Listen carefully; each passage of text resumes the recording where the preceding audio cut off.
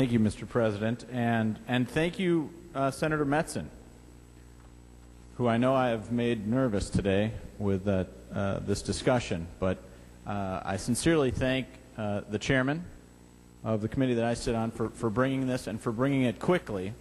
And I rise not in opposition to the bill, but with a thought and an idea that maybe we could add something else to it.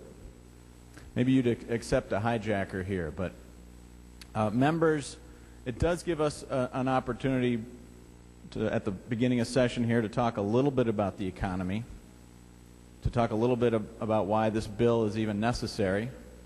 We all wish that it wasn't. But the UI Trust Fund is heading for insolvency. The money for these benefits comes from a fund that is about to go bankrupt at the end of this calendar year, 2009. In a small way, this will hasten that.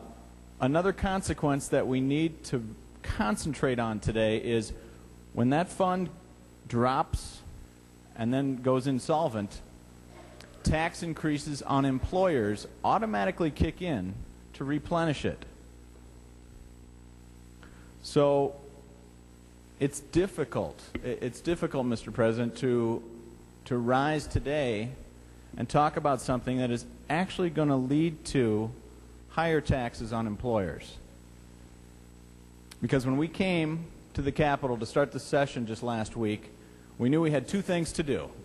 We have to balance this budget, and members, we have to figure out how do we kickstart the economy. What can we do as a legislature to get the economy going again? What can we do as a state senate to grow jobs? We need to grow jobs.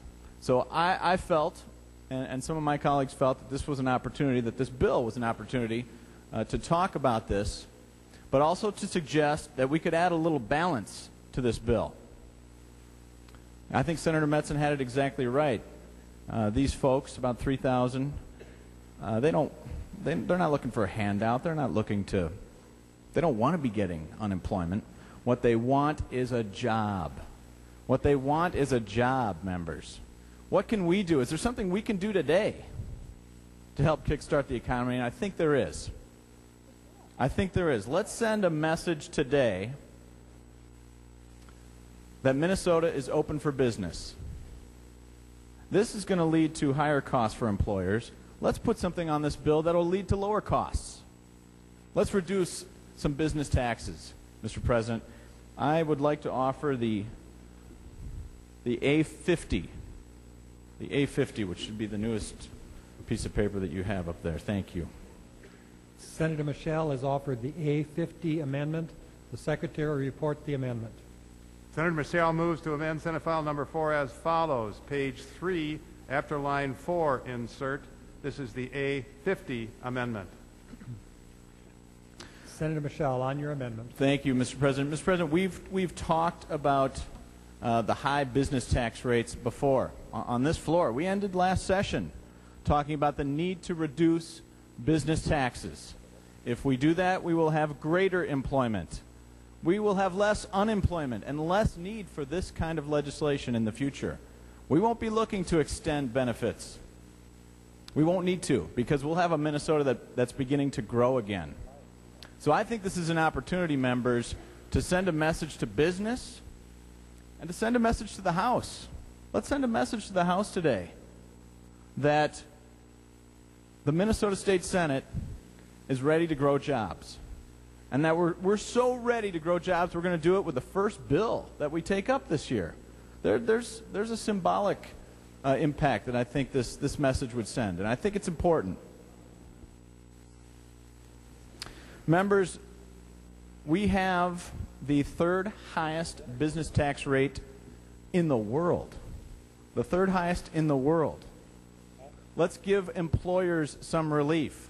Let's give job creators some relief. Let's generate some jobs. Let's start to do that here in the legislature. Let's start it right here on the floor of the state senate.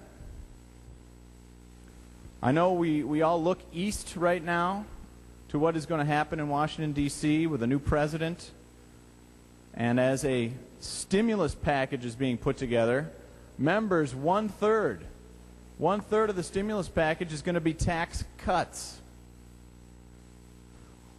Let's match what the feds are doing. We can do tax cuts, and the state Senate should start it.